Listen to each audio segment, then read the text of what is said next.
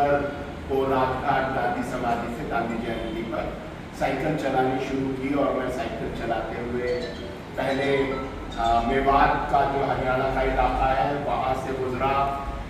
ख़ास तौर से वो मुस्लिम इलाका है तो मैं मस्जिदों में ठहरा, मैं मदरसों में ठहरा, मैं मुस्लिम साथियों के घरों में ठहरा और उनकी मेहमान नवाजी का लुत्फ़ उठाता हुआ फिर मैं राजस्थान के का जो मेवात इलाका है अलवर वहाँ से होता हुआ फिर दौसा और फिर आपके डुंडार क्षेत्र, फिर मेवाड़ क्षेत्र, चित्तौड़गढ़, प्रतापगढ़ होता हुआ आज आपके दरमियान मैं यहाँ पर हाजिर हूँ। और यहाँ से मैं साइकिल चलाते हुए मेरा इरादा है कि मैं बम्बई तक पहुँचूँगा।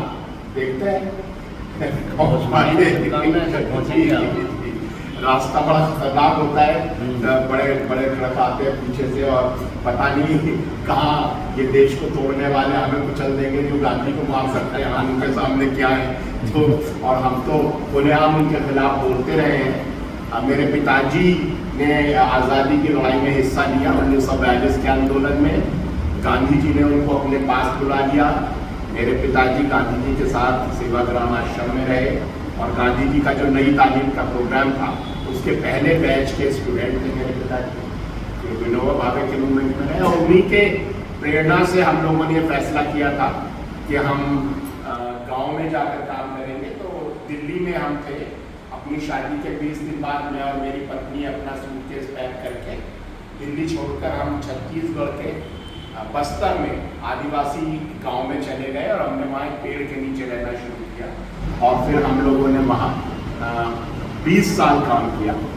और वहाँ फिर भाजपा सरकार जब आ गई, उन्होंने बड़ी कंपनियों के लिए आदिवासियों के गांव जलाना, उनकी हत्या करना, महिलाओं से बलात्कार करना, ये सब शुरू किया ताकि आदिवासियों की ज़मीनें छीनकर बड़ी कंपनियों को दी जाए।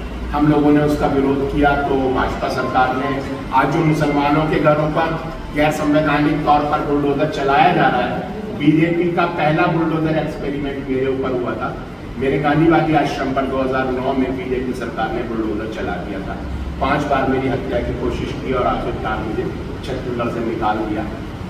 खैर, आदिवासियों के लिए हम वो लड़ाई लड़ते रहे। संयुक्त राष्ट्र संघ में गया मैं, अमेरिका की यूनिवर्सिटीज़ में एक लेक्चर सीरीज हुई, मैंने 2 किताबें लिखी और कोर्ट में वो लड़ाइयाँ और फिर बाहर भी फोरम पर आदिवासियों की लड़ाइयाँ लड़ रहे हैं। इसके अलावा आज जो हालत है हम देख रहे हैं कि सत्ता के लिए खासतौर से भाजपा और आरएसएस इस देश को आज़ादी मिलने से पहले से बांटने की कोशिशों में लगी है और इन्हीं की कोशिशों के नतीजे में भारत का बंटवारा हुआ था। गांधी जी पर ये फर्जी इल्जाम लगाते हैं कि गांधी जी की वजह से देश बना।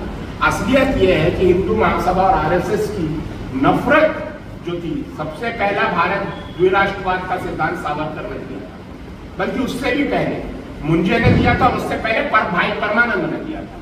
तो भारत को बांटने वाले अगर कोई लोग हैं तो यही लोग हैं। इन्होंने आज़ादी की लड़ाई में हिस्सा नहीं लिया, जैसा अभी आपने कहा, इनका कोई शहीद नहीं है, इनका कोई महापुरुष नहीं है, इनका कोई प्रेरणा पुरुष नहीं है। लेकिन सबसे ज्यादा खतरनाक बात यह है कि ये आज के नौजवानों के दिमागों में जहर भर रहे हैं और समाज को हर स्तर पर बांट रहे हैं। अगर आप देखेंगे तो सुबह सुबह इनका व्हाट्सएप मैसेज आएगा, ये स्त्री और पुरुष के बीच में बंटवारा करते हैं। ये चाहते हैं समाज को तोड़ दो, हर स्तर पर तोड़ दो। तो आदमी औरत को तोड़ दो तो ये कहेंगे कि समानता की मांग करने वाली औरतें खराब औरतें हैं, ये विदेशी एजेंट हैं, ये अर्बन नक्सल हैं और बहुत बुरी बुरी गालियां देंगे। जो महिलाएं समानता और प्रगतिशीलता की बात करती हैं उनको गालियां देने का काम ये आरएसएस के व्हाट्सएप मैसेज करते हैं। दलितों के खिलाफ ये रोज मैसेज भेजेंगे, उनको बुरी बुरी गालियां देंगे। आरक्षण के खिलाफ ये मैसेज भेजेंगे तो ये दलितों के भी खिलाफ है, ये महिलाओं के भी खिलाफ है। मुसलमानों के खिलाफ तो इनका खैर पूरा फुल फ्लेज एक कैंपेन है, तो मुसलमानों के खिलाफ, ईसाइयों के खिलाफ, बुद्धिजीवियों के खिलाफ, जो अकल की बात करें उनके खिलाफ। और इन्होंने इस समाज को इतना बांट दिया कि जब हमारे नौजवानों ने ये कहा जेएनयू कि हमें सस्ती शिक्षा दो, शिक्षा महंगी मत करो, तो भारत के लोगों ने जेएनयू में घुसते अपने ही बच्चों के सिर फाड़ दिए। समाज को इन्होंने ऐसा बांट दिया है कि आज भारत के लोग अपने ही बच्चों का सिर फाड़ देंगे इनके कहने से, तो ये बड़ी खतरनाक हालत है। अगर ये सत्ता के लिए हिंदू मुसलमान जात पात स्त्री पुरुष हर चीज में बंटवारा कर देंगे तो ये देश टूट जाएगा। इन्हीं के इस तरह के देश बांटने की कोशिशों की वजह से देश का टुकड़ा हुआ था, और कोई आश्चर्य नहीं है कि इनकी इस कोशिशों के बाद देश दोबारा टूट जाए। इसलिए देश को बचाना है, समाज को बचाना है, तो हम सबको बिना डरे पूरी ताकत के साथ काम करना पड़ेगा। ये लोग रोज काम करते हैं, हम लोग सोकर भी नहीं उठे होते, इनकी शाखा लग जाती है, इनके 36,000 सरस्वती शिशु मंदिर चल रहे हैं, इनके एकल विद्यालय चल रहे हैं, ये रोज जहर डाल रहे हैं बच्चों के दिमागों में। हम लोगों को भी निकलना चाहिए। तो मैंने सोचा भाई मैं क्या कर सकता हूँ। गांधी जी तो ये कहते थे कि तुम क्या कर सकते हो, तो मैंने देखा, मैंने कहा कि उम्र का तो कोई मतलब नहीं है, age is just a number, उम्र तो एक संख्या है। तो मेरे पास मेरी साइकिल है, मेरा जिस्म है और मेरी हिम्मत है, तो निकलेंगे और लोगों से बात करेंगे। तो मैं निकल पड़ा और मैं नौजवानों से मिल रहा हूँ, स्कूलों में जा रहा हूँ, कॉलेजों में जा रहा हूँ, मोहल्लों में मीटिंग कर रहा हूँ, और मैं एकता, सद्भावना, समानता और इंसाफ इसका मैसेज देता हुआ जा रहा हूँ। और सारी जिंदगी हमने यही किया है और यही करेंगे मरते दम तक। ये खराब करने की कोशिश करेंगे तो हम अच्छा बनाने की कोशिश करेंगे। एक बार जंगल में आग लग गई, एक चिड़िया नदी में जाती थी, चोंच में पानी भरती थी और आग के ऊपर डाल के फिर उड़ जाती थी। किसी ने कहा कि तेरी चोंच में आधा बूंद पानी भी नहीं आता, इससे क्या आग बुझ जाएगी?